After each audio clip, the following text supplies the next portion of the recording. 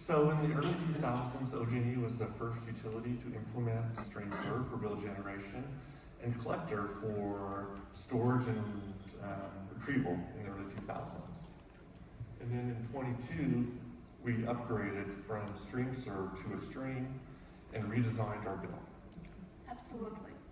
And this is where we took advantage of the SAP connectivity and also the new Exstream designer. And this was, I think, right before the S4 journey as a big prep step.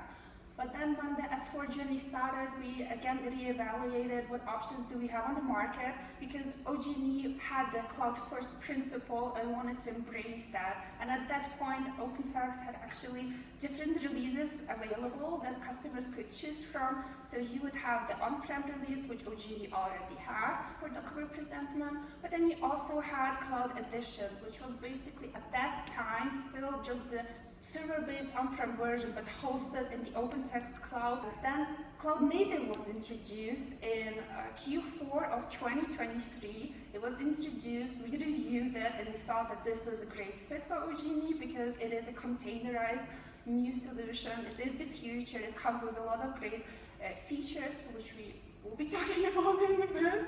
And it just provides the possibility of hosting in OG&E's Microsoft Azure cloud. And OG&E was the first utility, again, to implement this solution. They were the first ones for StreamServe. Raise your hand how many people know StreamServe here in the audience. Okay, so they were the first ones in US, back when StreamServe wasn't even a thing yet. And this is the new bill that we implemented in 2022, and this is the one that everyone in Oklahoma receives, hopefully. It's Western Arkansas. So whenever you receive a bill, if you're anywhere in Oklahoma or Western Arkansas, know we were involved in this process. Okay, so we don't have time to go over this in too much detail. So if you use StreamServe, if you use document presentment, because OG&E purchased StreamServe, there was a document presentment even in the minds of people, you know.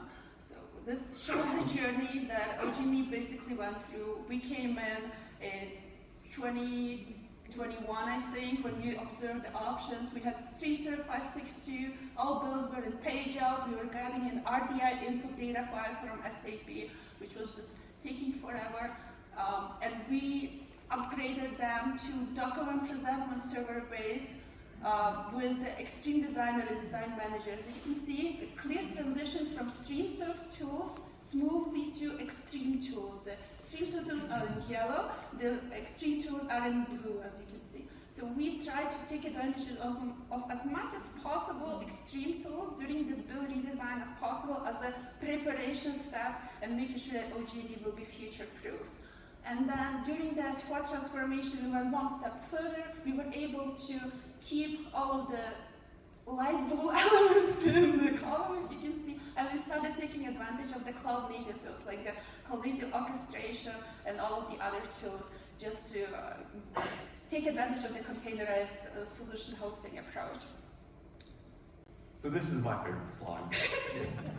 It shows kind of the history on our bill print. And what we see on screen here is just the Oklahoma bill print, not the Arkansas final Dunnings or anything like that.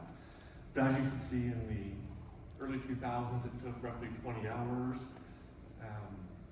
Then we upgraded in 22. It took it down to 2.5 to 3 hours. And then in 25, it took it down to less than 30 minutes to create that bill.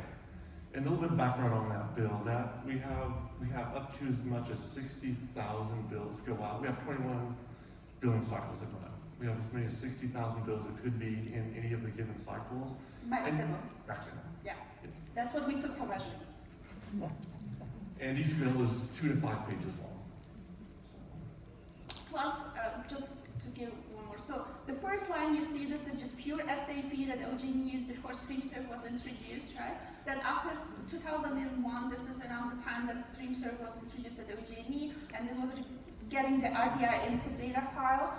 And in StreamServe page out was used for the design, process design, the build templates, and all of that. Then we came in, we did the build redesign, and we convinced OG&E to go from RDI to XML, because XML is the future. And it is the format for S4, right? So this was a big milestone for OG&E because it was a lot of work. A lot of homework that was done prior to S4 that we didn't have to go through during the S4 transformation journey. And this is when we went from page out to Extreme Designer and just took advantage of the new process tools. And you might think that jumping from 20 hours to 5 hours and then to just from 5 to 2.5 is not a lot, right? But it is a 50% again reduction in time. And then after the last transformation, we really run 20 minutes or so per build cycle. We are supporting this 24/7 for OG&E, so we are their AMS partner. I know what I'm talking about. So yeah, this is not just marketing stuff, right? And it just makes our life easier because we don't need to stay up too long. We don't need to wait for 5 hours anymore. We, on average, Oklahoma bill is the biggest one, and it's getting done around 20 minutes or so, maximum 30. So I wrote 30 to be honest, right? We're transparent here. Okay, we don't have time to stick here. The containerized solution comes with a lot of features. Besides performance, it also becomes much more user-friendly. So just like the slide says, my job here is easy for this slide, we have real-time visibility in all of the document generation statuses. So you see the upper screenshot where we have document generation jobs, and you see this little circle. You have 2 yellow ones and then green ones. This is the status. If it's yellow, it means it's in progress. If it's green, it's success. And if it's red, it's something that's really wrong, and we need to fix it as soon as possible in accordance to our AMS SLA, not to get into trouble. And then if we have an issue, we don't have to go anywhere, look for log files, nothing. It's here at our fingertips. We can just double click and open up every single failed project, and we see exactly the node where a failure happened, and then we can extend that and take a look at the XML that we received, the log files here at this point in time. You know, it's really user-friendly, it tells you where to look for, makes our life easier, and OG&E at the end of the day feels it when we are billing them for services. Plus, just a quick note also, so because we have this user-friendly visibility, we have the reporting capabilities, we can go back and understand what are the main top reasons for print jobs to fail, because besides nightly bill badge, we have documents being generated like every couple of minutes right now after this. For every single document that is customer facing, regardless of what it is, it goes through OpenText Exstream. And this helps OG&E at the end of the day to make data-driven decisions. Okay, so from a recent survey we saw that 6% of US mail is classified as undeliverable. And if you think about, we have over 900,000 customers, that could be as much as 50,000 pieces of mail a month that get returned to us. So we use BCC for address validation and optimization. And by taking advantage of this, we avoid regulatory penalties, we don't see the delays or lost correspondence going out to our customers, we reduce the risk of fraud. And on top of that, it might make sense to mention that BCC Architect was already there, so we were trying to make the best out of OG&E's existing investments. It was there even before we started doing the build redesign originally in 2022. And it is certified with all of these certifications that you see from USPS. It comes already certified, so you don't need to get self-certified. It allows us to do mail pre-sorting. So the way this works, and I don't have time to go into detail, but if you're interested, come on over after the session, I will explain what it is. It really sorts by the postal code all of the mail that we have to do so that we get the biggest USPS discount. It also, if anyone is involved in print service, this will tell them something, but it generates for us the mail.dat file, which is the prime communication channel with USPS that you want to have.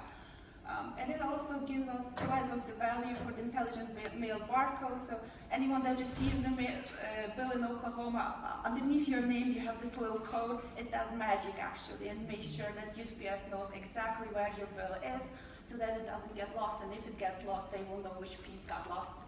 You know. What else? Yeah, and Brian mentioned already that this helps us to reduce manual rework and all of the cost and risk and fraud and whatever. And pre-sorting. juices for. Yes. I was thinking of the cost savings because we pre-sort bills before we send them to Yes. the post office. And we avoid getting mail back and having to figure out why wasn't this delivered, what are we doing about that, and calling customers and asking, hey, what's your new address and where do we send the bill to? And late payments as a result we're also avoiding. So a lot of benefits.